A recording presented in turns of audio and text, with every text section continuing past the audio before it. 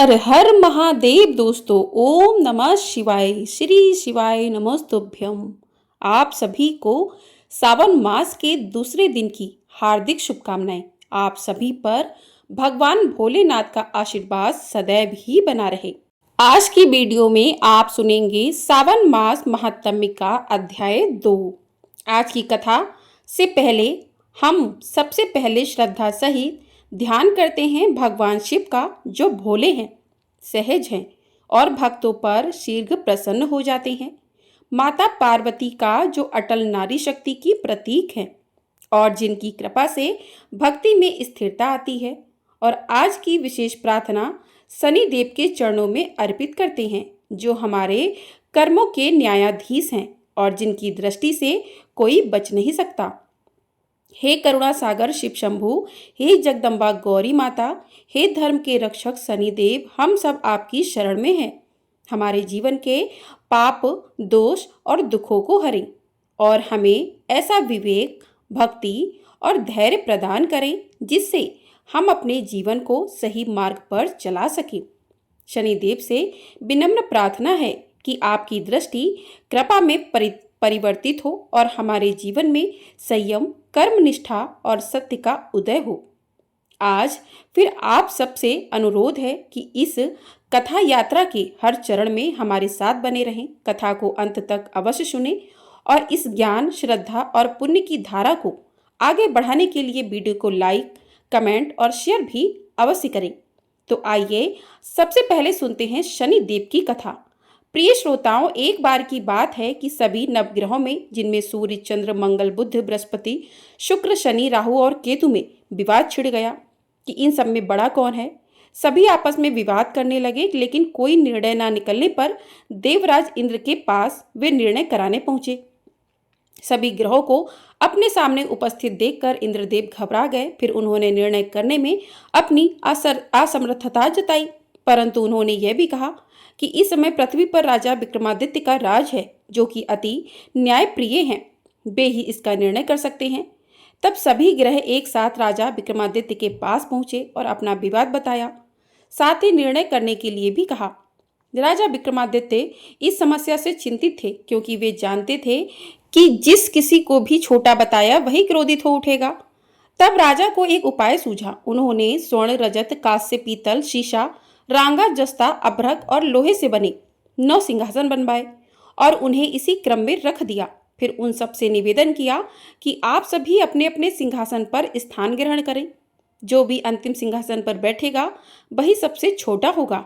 इसके अनुसार लोह सिंहासन सबसे बाद में होने के कारण शनिदेव सबसे बाद में बैठे, तो वहीं सबसे छोटे कहलाए। अब शनिदेव को लगा कि राजा ने ऐसा जानबूझकर किया है, तो वह क्रोध में आकर राजा विक्रमादित्य से बोले, राजा, तुम मुझे नहीं जानता। सूर्य एक राशि में 1 महीना, चंद्रमा 2.25 दिन, मंगल 1.5 महीना, बृहस्पति 13 महीने, बुध और शुक्र एक महीने विचरण करते हैं, लेकिन मैं 2.5 से 7 साल तक रहता हूँ। बड़े बड़ों का मैंने विनाश किया है। श्री राम की 7.5 आई तो उन्हें वनवास हो गया। रावण की आई तो उसकी लंका को बानरों की सेना से हारना पड़ा। अब तुम सावधान होकर रहना। ऐसा कहकर कोपित हुए शनिदेव जी वहां से चले गए और तब अन्य ग्रह भी खुशी खुशी चले गए। कुछ समय बाद राजा की 7.5 आई। तब शनिदेव घोड़ों के सौदागर बनकर वहां आए। उनके पास कई सारे बढ़िया घोड़े थे। राजा ने यह समाचार सुनकर अपने अश्वपाल को अच्छे घोड़े खरीदने की आज्ञा दी। उसने कई अच्छे घोड़े खरीदे और एक सर्वोत्तम घोड़े को राजा की सवारी करने दे दिया। अब जैसे ही राजा उस घोड़े पर सवार हुए, वह घोड़ा सरपट वन की ओर भागा और घने जंगल में पहुंचकर वह अधर्य हो गया। अब राजा भूख प्यास से भटकते रहे। तब एक ग्वाले ने उन्हें पानी पिलाया। राजा ने प्रसन्न होकर उसे अपनी अंगूठी दी और वह अंगूठी देकर राजा अपने नगर को चल पड़े। वहां उन्होंने अपना नाम उज्जैन निवासी बीका बताया और वहां उन्होंने एक सेठ की दुकान में रुककर जलपान किया। कुछ देर रुककर आराम भी किया। भाग्यवश उस सेठ की उस दिन खूब बिक्री हुई। अब सेठ रूप बदले हुए राजा विक्रमादित्य को अपने साथ अपने घर ले गया।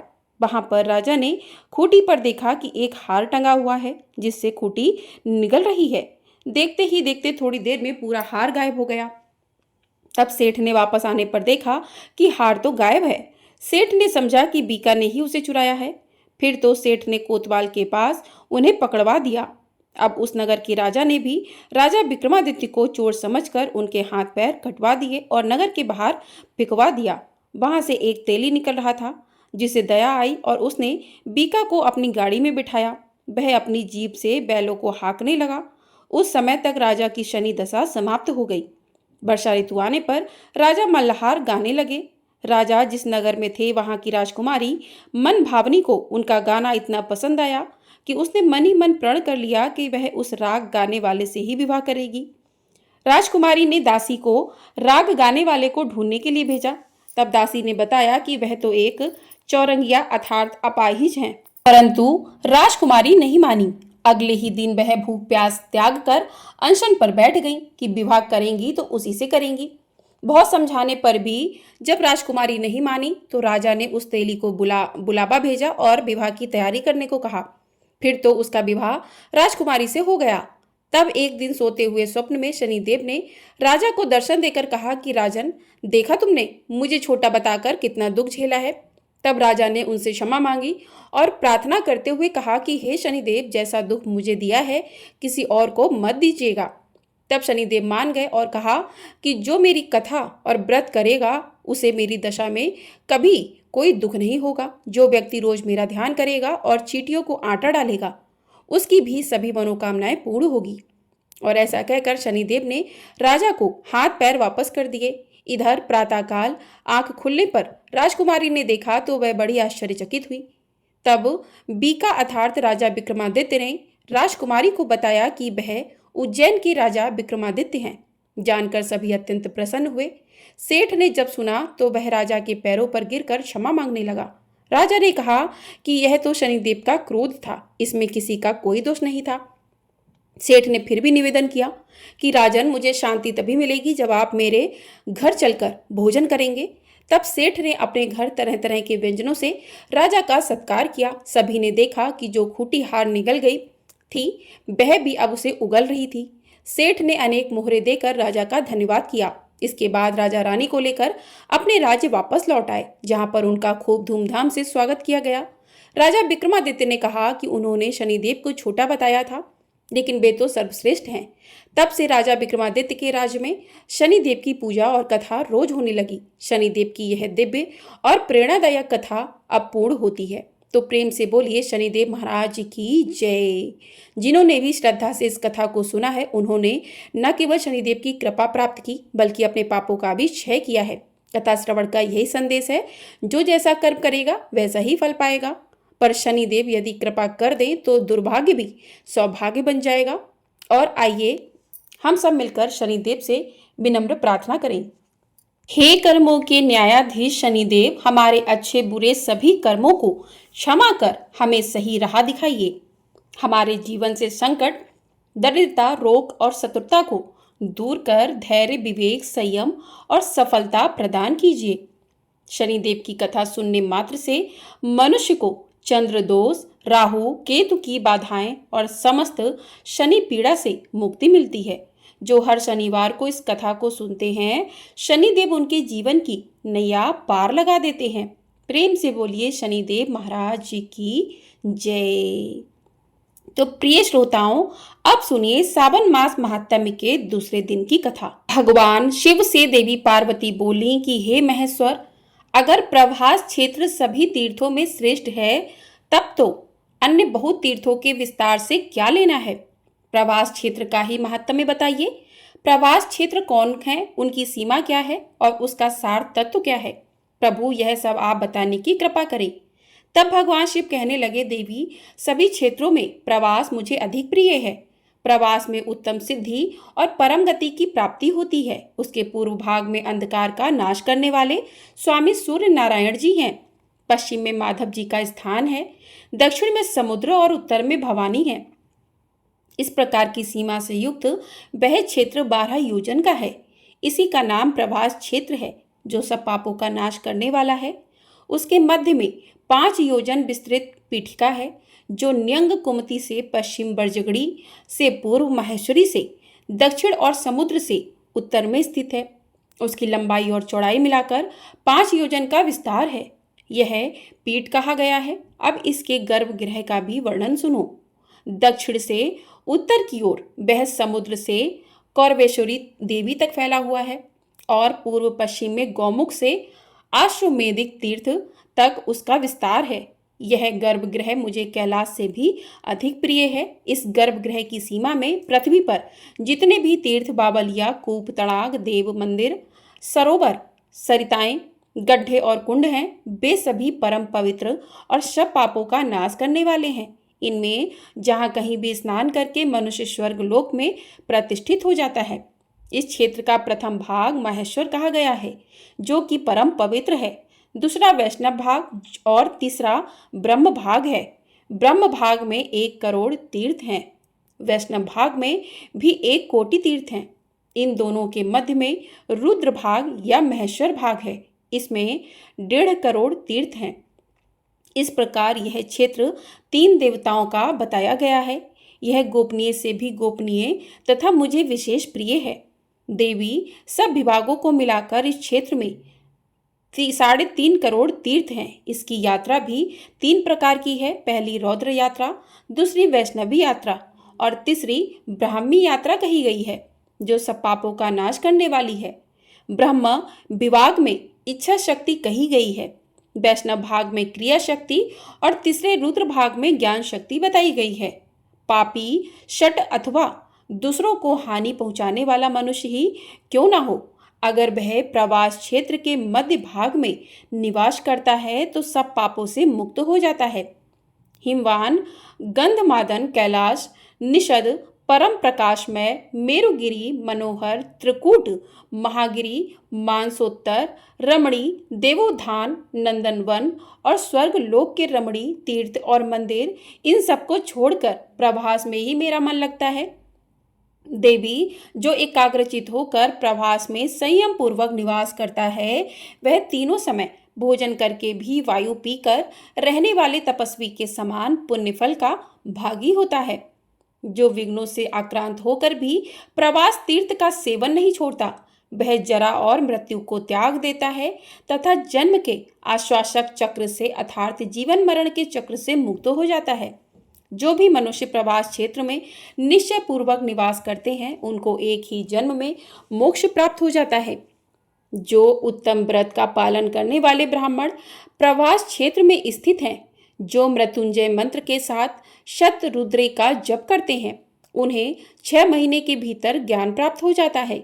नाम का पर्याय बताने वाले विद्वान पुरुष शिव कहते हैं वेद को। शत्रुद्र मंत्र शिव स्वरूप वेद का आत्मा है। जो प्रवास क्षेत्र में आकर इंडियम इत्यादि मंत्र से मेरा पूजन करते हैं, वे निसंदेह मुक्त हो जाते हैं। जो मनुष्य वहाँ समंत्र और अमंत्र भाव से रहते हैं, अर्थात मंत्र जपे या न जपे, केवल वहाँ सदा निवास करते हैं, वे भी जिस गति को पाते हैं वह बड़े बड़े दानों और यज्ञ करने से भी नहीं मिलती। इस क्षेत्र में स्वयंभू लिंग के रूप में साक्षात हम महेश्वर ही निवास करते हैं।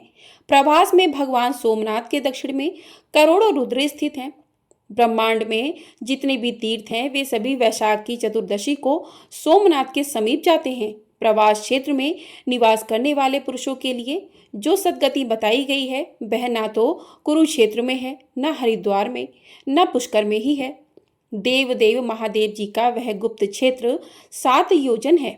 वहाँ ब्रह्मा और विष्णु आदि देवता तथा असंख्य योगी सनातन भगवान मुझ सदाशिव की ही उपासना किया करते हैं। देवी वे सभी मेरे भक्त हैं और मेरी ही उपासना में तत्पर रहते हैं। संयमशील सन्यासी 8 मास तक भ्रमण करते हैं और 4 मास तक एक जगह प्रवास तीर्थ में नियम ग्रहण करके उन्हें निवास करना चाहिए। एक मनुष्य सोमेश्वर शिव का पूजन करता है तो दूसरा तप करता है, और उन दोनों में वही श्रेष्ठ है जो सोमनाथ की पूजा में तत्पर है। जो योग, सांख्य, 5 रात्र तथा अन्य शास्त्रों द्वारा जानने योग्य हैं, वे ही शिव प्रवास क्षेत्र में स्थित हैं। सोमलिंग में ही यह संपूर्ण चराचर जगत स्थित है, इसलिए उस लिंग में सदा महादेव जी का यत्नपूर्वक पूजन करना चाहिए। मनुष्य मानव बुद्धि के अनुसार जो कुछ भी अशुभ कर्म पर बैठता है, वह श्री सोमनाथ जी के पूजन से विलीन हो जाता है।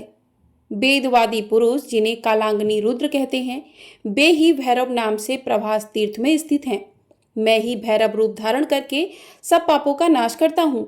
अग्नि मिले इस मंत्र के द्वारा जिसके प्रभाव का वर्णन हुआ है, वही मैं प्रभास क्षेत्र में अग्नि मील नाम धारण करता हूँ। इसके सिवा सब देवताओं ने मेरा वहां नाम कालांगनी रुद्र भी रखा हुआ है। मेरा एक नाम अग्निशान भी है। इस प्रकार 3 नाम बताए जाते हैं। प्रत्येक कल्प में जो मेरे नाम होते हैं उनकी गणना नहीं की जा सकती है, क्योंकि कल्प और ब्रह्म असंख्य हैं। इस प्रकार यह सोमेश्वर देव का रहस्य परम गोपनीय है। देवी, आपके प्रति स्नेह होने से और आपकी भक्ति के कारण ही यह सब बातें मैंने तुमसे कही हैं। पुरुष, स्त्री, बालक, वृद्ध, नपुंसक, चांडाल, मुलेक्ष, मूर्ख तथा अन्य जो भी निंदित मनुष्य इस पृथ्वी पर निवास करते हैं, वे सब अगर प्रवास तीर्थ में मृत्यु को प्राप्त हो जाते हैं तो मुक्त हो जाते हैं। यहाँ मैंने दक्षिण भाग में विश्वनाथ की और उत्तर में दंडपाणी की स्थापना की है। वे दोनों इस क्षेत्र की रक्षा करते हैं।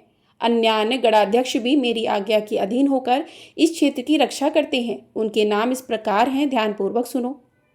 महारुद्र, चंडीस, घंटाकर्ण, गौमुख, विनायक, महानाथ, काकवक्र, सुवेक्षण, एकाक्ष, दुदुभि, चंड, तालजंग, भूमिदंड, दंड, शंकुकर्ण, वैधती, तालदंड, महातेजा, चिपिटाक्ष, हयान, हस्ती, वक्र, शब्र, बिडाल, बदन, सिंह, मुख, व्याग मुख तथा वीरभद्र, यह सब श्री गणेश जी को आगे रखकर देव शिव तथा इस क्षेत्र की रक्षा किया करते हैं। प्रवास क्षेत्र में कुल 1 अरब 11 करोड़ 13 लाख गण निवास करते हैं। वे सभी प्रवास क्षेत्र की रक्षा में तत्पर रहते हैं। अट्टहास नामक गणाध्यक्ष जो 100 करोड़ गणों के साथ पूर्व द्वार में रहकर इस क्षेत्र की रक्षा करते हैं। घंटाकर्ण नामक गण अन्य 18 करोड़ गणों के साथ दक्षिण द्वार पर रहते हैं। विश्वर नामक गण पश्चिम द्वार के रक्षक हैं तथा दंडपाणी देव सोमेश्वर के उत्तर द्वार पर रहा करते हैं।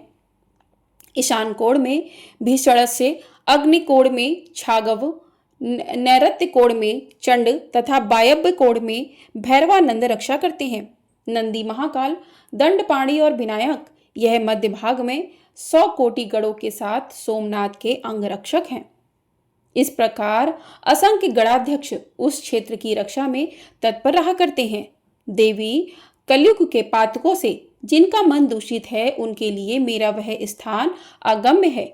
मेरे लोक में जो पातालवासी सिद्ध हैं वे काल भैरव सोमनाथ की परिक्रमा किया करते हैं।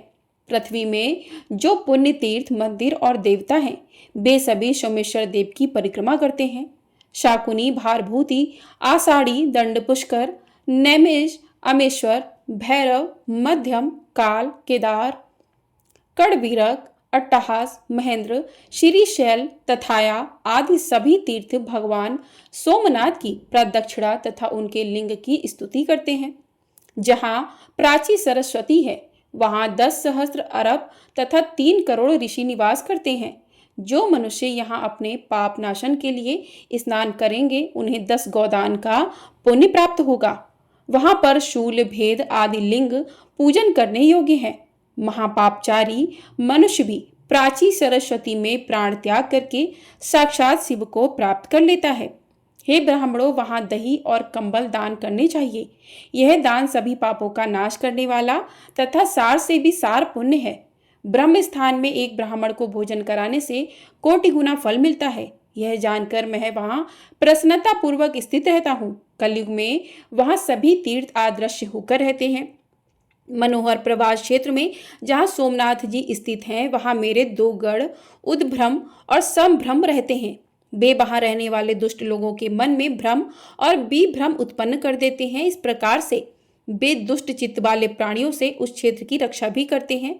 जो श्रेष्ठ मनुष्य इस तीर्थ में भक्ति पूर्वक दंडपाणी का दर्शन करते हैं उन्हें किसी प्रकार का कोई विघ्न प्राप्त नहीं होता। जो ब्राह्मण, क्षत्रिय, वैश्य, शूद्र तथा वर्ण शंकर इच्छा या अनिच्छा से उस शुभ क्षेत्र के भीतर मृत्यु को प्राप्त होते हैं वे सभी मेरा सारूप्य प्राप्त करते हैं। मेरे दिव्य धाम में चले जाते हैं। मेरु सातों द्वीप और सातों समुद्रों के गुणों का वर्णन किया जा सकता है, परंतु आदिदेव सोमेश्वर शिव के गुणों का वर्णन 100 कोटि वर्षों में भी नहीं किया जा सकता। जय भोलेनाथ। आज का अध्याय यहीं पर समाप्त हुआ। इसके आगे का वृत्तांत आप अगले अध्याय में सुनिएगा। अब सुनिए